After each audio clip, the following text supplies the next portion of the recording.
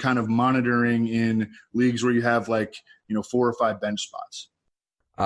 Yeah, I mean, I'm obviously biased to team preseason, but I'd rather have Jacoby Myers in a second round pick than Mohamed Sanu, but that's just me. Oh, me too.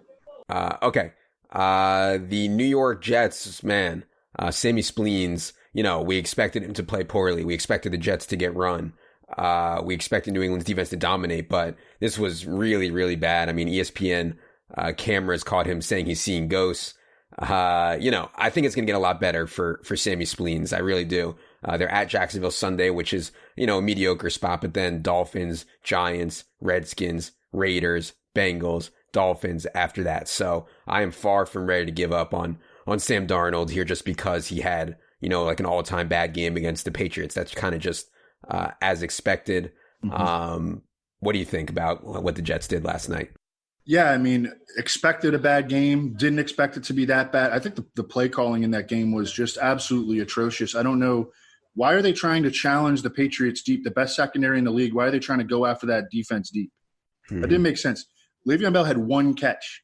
He has 1 catch in back-to-back games. Why is Le'Veon Bell not being featured more in the pass game? Why was Jamison Crowder not featured more in the underneath game? 8 targets into the teeth of Stephon Gilmore and Jason McCourty and Devin McCourty and Patrick Chung, 8 targets to Robbie Anderson. I mean, the dude wasn't Stephon Gilmore was running the routes for Robbie Anderson.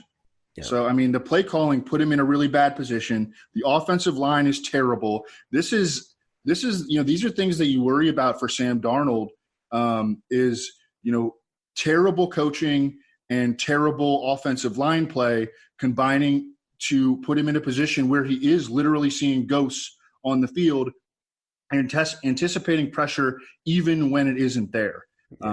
So that was an atrocious, just all-around performance. I don't think it's going to get a whole lot better at Jacksonville. I mean, Jacksonville is a top 4 team in terms of pass rush, in terms of quarterback hits and sacks. Mm-hmm. I do think it's going to get better in the second half, but I think we're going to have to wait another week. Yeah, I would know Chris Herndon was doubtful and ended up not playing in that game against the Patriots, so hopefully soon on Chris Herndon. Let's go to the Oakland Raiders. Man, Josh Jacobs just continues to look like a baller, even in a losing effort. They were able to stick with him and he was able to rack up a ton of fantasy points. The wide receiver situation, Zay Jones not active, Tyrell out, but they still did this rotation of Trevor Davis and Keelan Doss and Marcel Aitman and Hunter Renfrow, plus plenty of 2 tight end sets with Foster Moreau. I mean, it's obvious, that Derek Carr is absolutely locked on to Darren Waller. It is very uncomfortable to play anybody on the Raiders pass game besides Darren Waller, and I kind of expect that to continue. What do you see out of the Raiders up in Lambeau? Yeah, I mean, they have a good running game, and their passing game outside of Darren Waller is almost non-existent. You do mention Foster Moreau. I really, really like this dude. I mean, I don't know if he's it kind of reminds me of Darren Waller is the Zach Ertz and Foster Moreau is the Dallas Goedert. Mm-hmm. And Foster Moreau has been productive in 3 straight games by tight end standards. 3 catches for 30 yards and a touchdown, 4 for 46, and then 2 catches for 24 yards and a touchdown. But he has target totals of 3, 4, and 3 over his last 3 weeks, only running 11, 12, and 14 routes. I mean, they need to make this their base offense with Foster Moreau and Darren Waller together, because they don't have anything at receiver. And particularly this week, I think that, first of all, they need Trent Brown back badly against J.J. Watt. And playing more 2 tight end sets would kind of slow down the Texans' pass rush. So I think that there's a distinct way that they can play. But, yeah, I mean, we're not getting anything from these wide receivers. Even Tyrell Williams, I mean, he's got a debilitating plantar fascia injury, hasn't reached 50 yards since week 1. The passing game just really is almost non-existent beyond these tight ends. And the running game is, dependent upon game flow. Now they're going to be 7-point dogs at Houston, and they can't get pressure on the quarterback, and Deshaun Watson is going to crush any team that can't get pressure on him. So they're in trouble. The Pittsburgh Steelers, I'm not sure about this, but it looks like they'll get Mason Rudolph back from his scary concussion. I also don't know for sure, but I think James Conner should be okay through his quad injury, but we'll see on that. Obviously, getting Mason Rudolph back in there instead of Devlin Hodges, I think, is a boost to Juju, though. But people are worried about Juju, and in places where I have Juju, I'm worried. People are thinking about benching Juju in favor of like Corey Davis and stuff like that. And we'll get to Corey Davis in a second here when we get to the Titans. But with Mason Rudolph, how low are you on Juju, or do you think he can stabilize? I mean, I like him better with Rudolph than with the Duck. Yeah. And now he's facing Miami. So it's going to be a tough week to go away from Juju. I know that he's been a major disappointment, and that's not going to change, at least relative to preseason expectations. But I think that this will be a good week to go back to Juju, at least as a boom-bust wide receiver 3. We could talk more about Corey Davis here in a second, though. Going up against Tampa Bay, I would probably lean toward Corey Davis in that decision.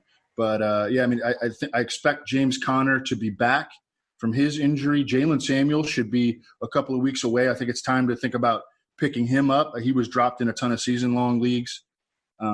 This should be on Monday night a big game for James Conner at home against the Dolphins. All right, last AFC team here is the Tennessee Titans. And, man, I was wrong. I didn't think that Ryan Tannehill would come out and make a big difference over Marcus Mariota. I mean, Ryan Tannehill was way more aggressive and just way better. And, yeah, it was a great spot at home against this Chargers defense, which was playing without, at least 4, 5, 6 of their week 1 starters on defense. But still, I mean, if you're a Titans fan, if you're a Corey Davis owner, if you're an A.J. Brown owner, you had to be encouraged what you saw out of Ryan Tannehill. And also, I would note that Delaney Walker, I believe, got a little bit banged up. So Jonnu Smith is at least on the radar. What do you think of Tannehill and the Titans? Yeah, I mean, he still only attempted 29 passes, but there is no question, and this is a run-first offense. Derrick Henry did get it done. But this is a run-heavy offense, and I don't think that that's going to change unless they do want to go game plan specific, which they should against Tampa Bay, which is the biggest pass funnel, at least outside of Philadelphia, probably even a bigger pass funnel than Philadelphia. But, yeah, I mean, what Ryan Tannehill brought to the offense was composure, decisiveness, and accuracy that Marcus Mariota lacked early in the season. So there was a big immediate upgrade. I don't know if that's going to be sustainable long term, but they certainly have the matchup in week 8 for it to continue and for us to have a higher level of confidence in A.J. Brown and Corey Davis. Delaney Walker only played 5 snaps last week, was dealing with knee swelling. And Jonnu Smith has the problem is that they're also now using Anthony Firkser.